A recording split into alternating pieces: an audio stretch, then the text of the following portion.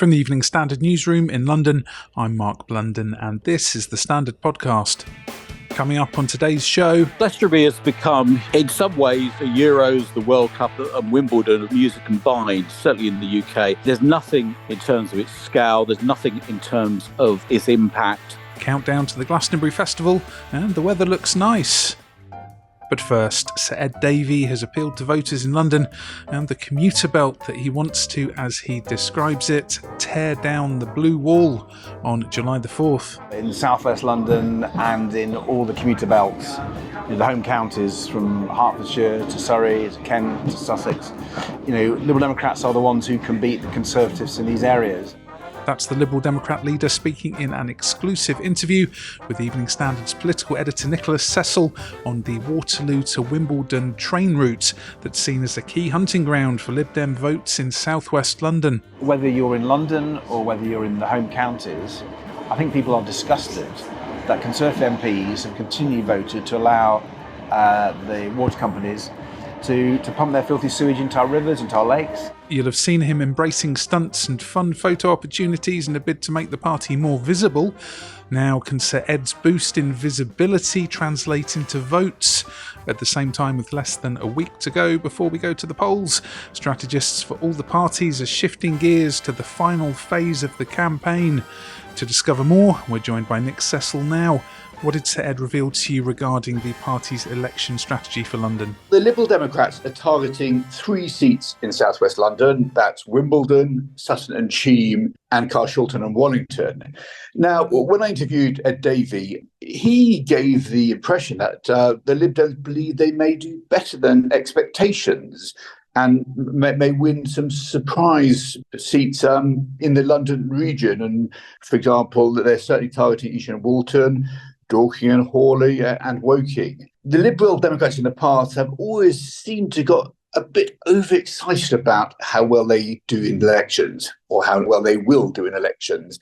And if you look back at 2015, 2017 and 2019, they've either lost a lot of seats or they failed to win many at all. So with the Lib Dems, you always take it with a pinch of salt about their election expectation management. What is it about the voter demographics in these seats that make them Lib Dem targets? Well, lots of the seats they are targeting are, interestingly, on the southwestern railway route.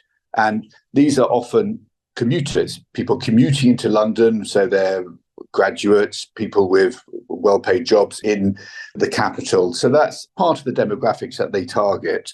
They have another number of seats around the country that they've won in the past as well. But certainly for them, the key target area for this election is those 3 seats in southwest London. And if they win that, then they double their number of seats in the capital. We've seen the Lib Dem leader engage in a lot of these pre-election stunts, but is it boosting their numbers? What's interesting about this is that the Liberal Democrats always struggle to break through and get their message across to the wider country. They're the 3rd party in Britain, well, actually the 4th party at the moment.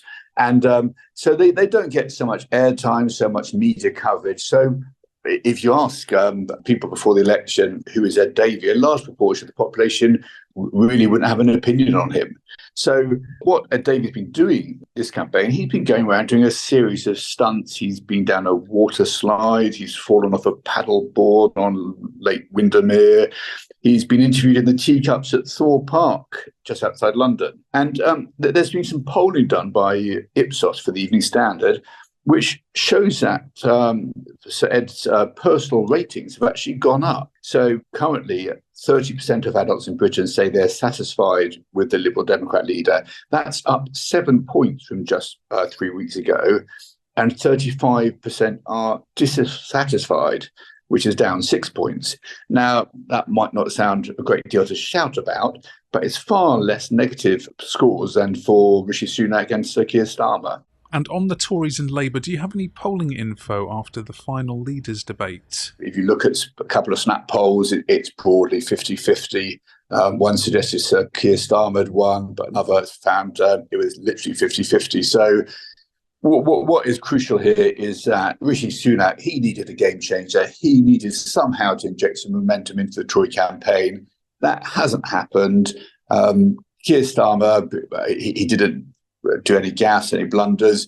So will this have changed the outcome of the election? I very much doubt it. These TV debates, even though they're good entertainment, actually very rarely impact election results heavily. What happens now in the campaign engine rooms for this final week before July the 4th, general election day? There's a shift really from trying to get your message across to voters to trying to get your vote out. So the Tories will still bang home their message that if there's a Labour government, it will be tax rises, tax rises, tax rises. But the nation has heard that message now. And so far, there's not a lot of evidence to suggest that it's impressed with the Tory attack line. People may change their mind closer to the election, but certainly at the moment, the Tories are around 20 points, if not more, behind in the polls. So for Keir Starmer, it will still be steady as she goes. Labour haven't made any major blunders yet. There have been some hiccups, some mistakes, but there's been nothing on the scale of, for example, Rishi Sunak's D-Day blunder of coming home early from those ceremonies in France to commemorate the 80th anniversary of D-Day. And the election date betting scandal also rumbles on. So what is crucial now for all the parties is to find their voters and persuade them to get out. And the concern for Labour is that a lot of people think Labour could win easily, so can I really be bothered to go and vote? It might be a bit of a rainy day. I might be at a barbecue instead or something like that. Do I really want to go down and vote? And basically that people stay at home, and then the result is closer than it would have been if people had all gone to vote and would have got a kind of normal election turnout of, say, 70%. Let's go to the ads. Coming up, it's the evolution of the Glastonbury Festival with Britain's Music Industry Trade Association, the BPI. Why not hit follow on this podcast in the meantime and give us a rating?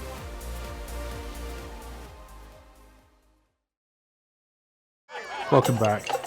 That's revellers ushering in the 41st Glastonbury Festival at the Somerset site's famous stone circle.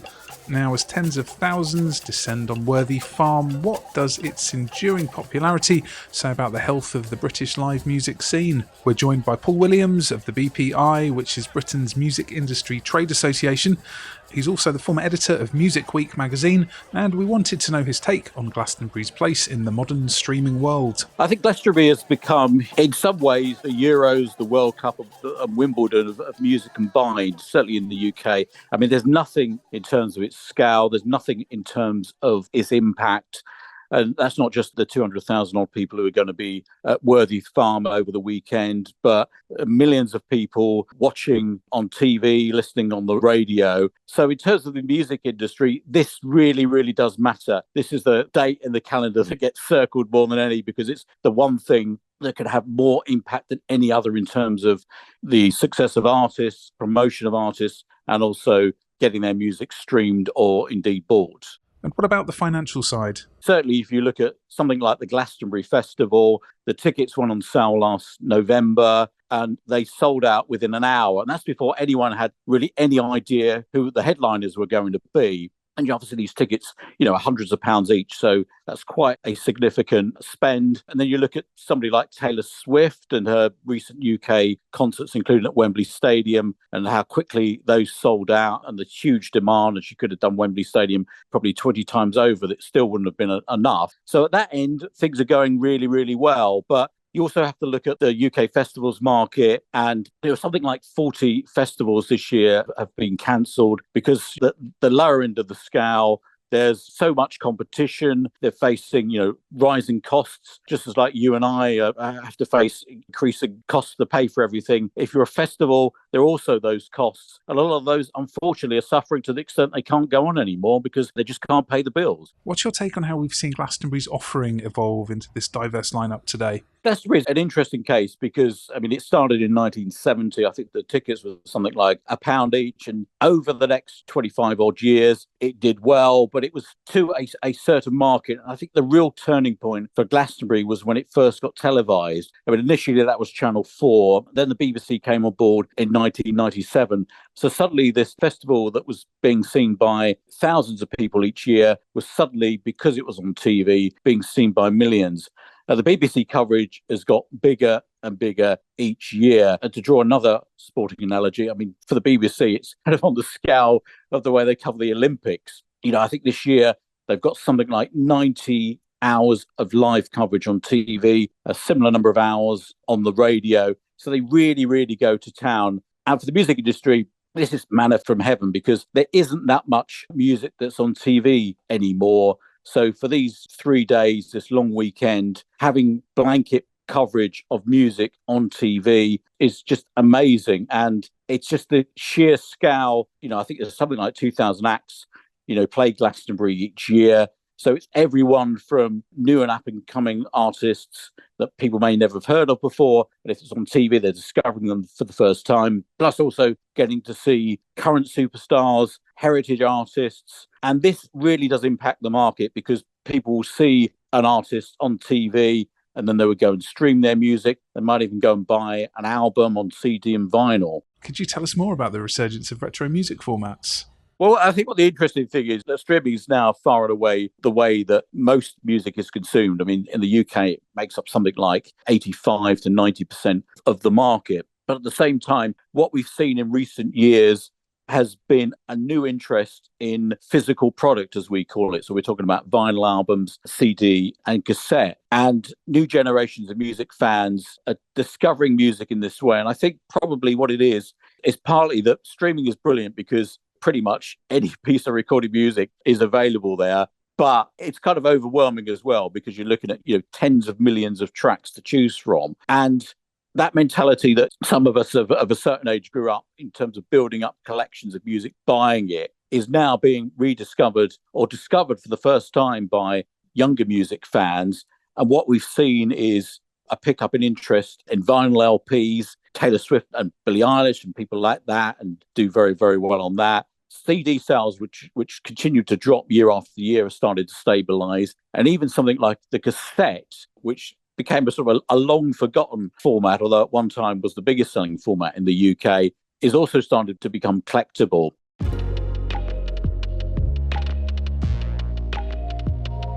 There's much more news and features in the Evening Standard newspaper and online at standard.co.uk. We're back tomorrow at 4 p.m.